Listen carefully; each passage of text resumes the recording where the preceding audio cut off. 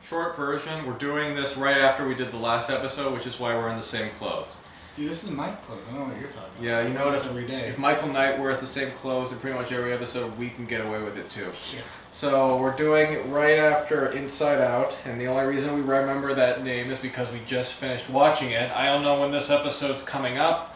Probably after the return of the O.M.M, or maybe O.M.M comes before that. Who I don't know.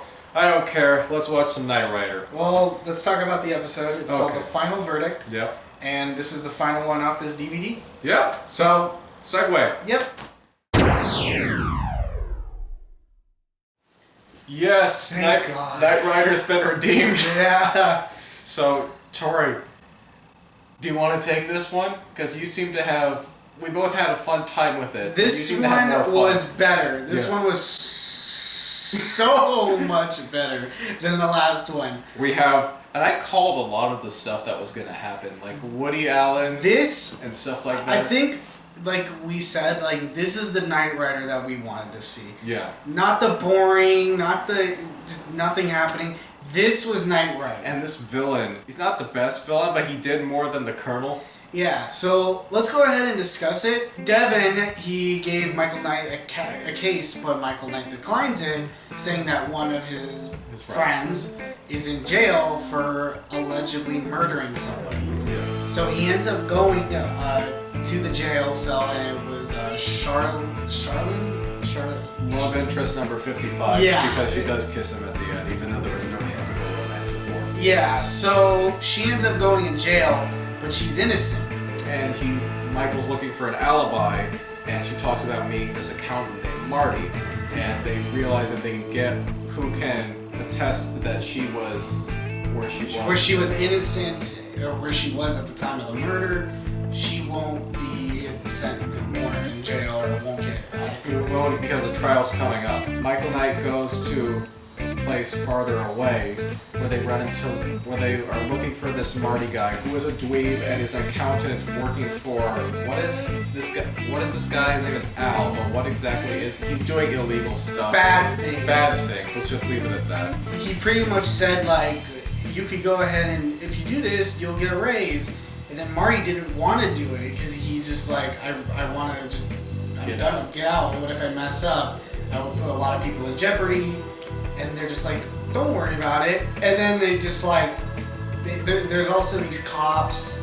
Dickerson. Who's this weird guy who's like, or makes a lot of weird facial reactions. There's cops that are giving Michael Knight a hard time. There's these people that are giving Marty a hard time. Oh, another thing, but before we find out where Marty is, because they trace the phone from someone who's... A lot of girls and a lot of people in general do want to help Marty, particularly girls. And Marty is kind of a loser, a coward, and stuff like that. These are all words that he described himself as coward specifically. But when he's tracing... Michael and Kit are tracing the phone to where this bartender is trying to warn Marty about what's going on. There's an arm wrestling match between... There's two Lou Ferrigno looking guys in this, and this really... Lou Ferrigno number one tries to arm wrestle Michael. I think his name is Butch. I think so, yeah. And Butch gets distracted by Kit on the lodge, and Michael wins. And there's a lot of cases of people thinking Michael's a ventriloquist. And then they go over to find Marty wherever, and we meet Dickerson, we meet Al, and we meet all these other characters, and they all intertwine with Marty. And Marty reminds us of a lot of people, like you said, Poindexter from Revenge of the Nerds. Yeah. I said, and they also said Woody Allen. Rick Moranis was another one, and Marty is like, he's kind of also George McFly, where he keeps evading Michael Knight, or Michael, kind of like how Marty McFly wants to help George McFly. Yeah, he's just, he's more, because there is scenes where he ends up like evading all of everybody pretty much, like going into a gym. Yeah. Filled with women dancing and men working out. And there's one person who's hiding Marty in there, and he gets accidentally over tanned. Yeah. But there's a lot going on, and then when Michael Knight does end up getting Marty, it was through like a electrical thing. Like, yeah, and he pretends to be a repairman. And then we get this amazing chase scene in a warehouse. Yeah, it's like they filmed in a Costco warehouse or something like that, and they're the boss, Al, and his henchman Lou Friggan number 2, or Hunkules as I call him, and they're fighting with a forklifts. And I was thinking of that Mystery Science Theater episode where the bots and I think Mike Nelson make they try to kill him with a forklift joke. They escape, and Michael escapes because he has the high ground. There's a high ground. There are high ground references, but not really. But. During the scuffle, Marty escapes, and Dickerson and his men will not allow Michael to take Marty to testify because they need Marty to put Al away. And so the cops are looking for Marty, Al and Hunkules are looking for Marty, and Michael and K.I.T.T are looking for Marty. And they reason that they use reverse psychology, or reverse psychology, because Marty is under the impression that if everyone's looking for him at his apartment, they won't go there. So he reasons he should go there, and Michael predicts this. And during this time, you want to take this, Michael ejects to go into the scales of the apartment. He gets shot out of Kid to go to the apartment. He opens the window and it pulls one of those. Opens the window and people are having sex jokes, and he goes, "Oh, sorry about that," and it just like walks away. Similar to like in Little Nicky I referenced when we were watching this. There's a scene in Little Nicky where he's climbing up to go see his love interest, and he opens the window and it's some transvestite, like trans woman, and he's like, "Oh, she's upstairs, man." He goes, "Oh, I'm sorry." It's like one of those kinds of jokes. But Marty ends up being up there, and Michael convinces Marty that he should get the books, the accounting and all that, so that way he could not only put his boss away, but he can also escape jail pretty much. They break in, they get the books, then the next morning, Butch and Hunkules. Yeah, I mean Al and Hunkules. Yeah. They are pointing guns blank right at them. Kid pretends to be the police, and they all get nervous, and that allows Michael and Marty to escape and K.I.T.T. And then a really cool car chase. There's some really good chase scene. That was the best chase scene we've seen in a long time. And they contact Dickerson and his partner to let them know that they're on their way with the books and Marty, and they're gonna meet at this place. I assume near like the docks. It was like a harbor area. And there's a lot of cool things that happen in this. One of them is kind of fun. There's a running gag where everyone thinks Michael Knight's a ventriloquist, like Marty thinks that. Another thing is Marty reveals he gets car sick, and K.I.T.'s like, "What do you mean you get car sick?" But then there's like a scene where they're just chasing, and then he just does donuts.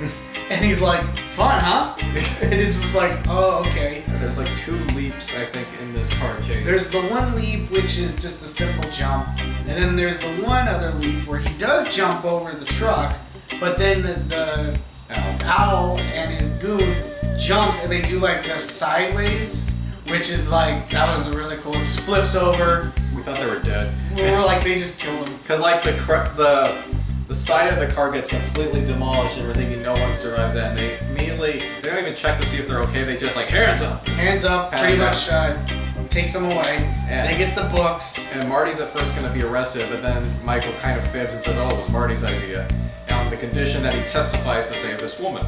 And Dickerson's like, "Well, okay." Yeah, and so they don't show that they go to the court, but the next scene, or the final 5 minutes, is that she's out of jail. They're at the bar again, and she starts making out with Michael in front of Marty, even though there was no hint of a romance before, but whatever. And then Marty's like, "Can I have some?" And then he gets a kiss. Kiss. Then who should return but Butch, who's like, "I want a rematch, boy," or he doesn't say boy.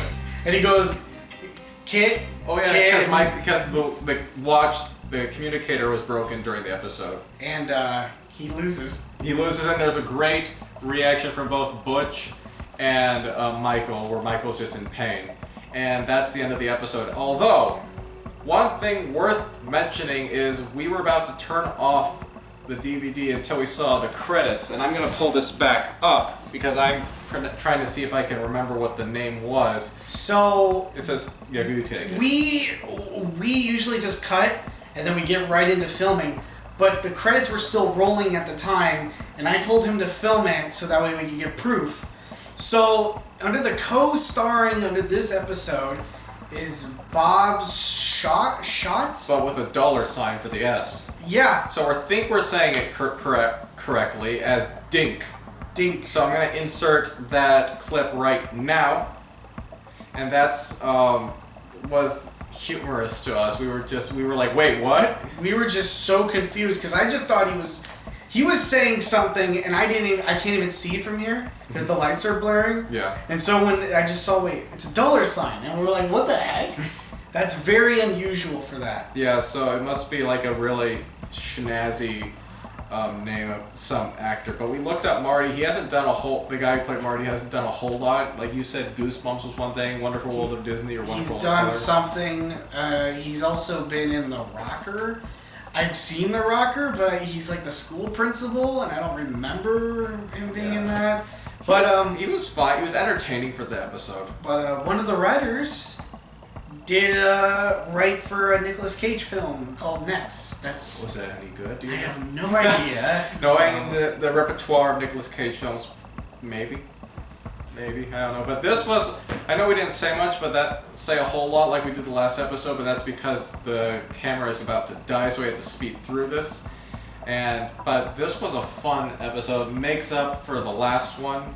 This makes me realize that doing this show with you, this is the reason why, is because there are some really good episodes. This is one I'll remember. Yeah, I'll definitely remember this one up there with like some of the best ones we've seen so far. Butch, Marty, Dickerson, and a lot of the stunts that happen are reasons to remember this episode. This is one to really enjoy. Yeah.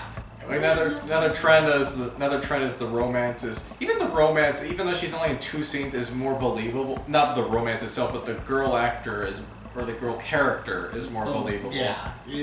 Unlike the last one, which didn't have that much to go with, at least with this one she had stuff, and she has like a dilemma that we have to be like, oh shit, we need to like make sure she's good. Yeah. So we care about her more than we cared about gymnastics lady. Yeah, but I think we're gonna stop it there. I'm seeing like a flashing sign on the camera, so we're gonna stop right there. But you would recommend this one, right? Definitely. Yeah, I would trump this one over the other episode. But we're halfway. This was the 11th episode, and we only have 11 more for this season. Yeah, I think there's more than 3 seasons. I think there's 4. Okay, yeah, so just by one more. I'm just going off the IMDb. Oh, okay, so I would definitely recommend this one. The Final Verdict is what this one was called. Yep. All right, so we'll see you guys at the next TV recap, whenever that is. Take care.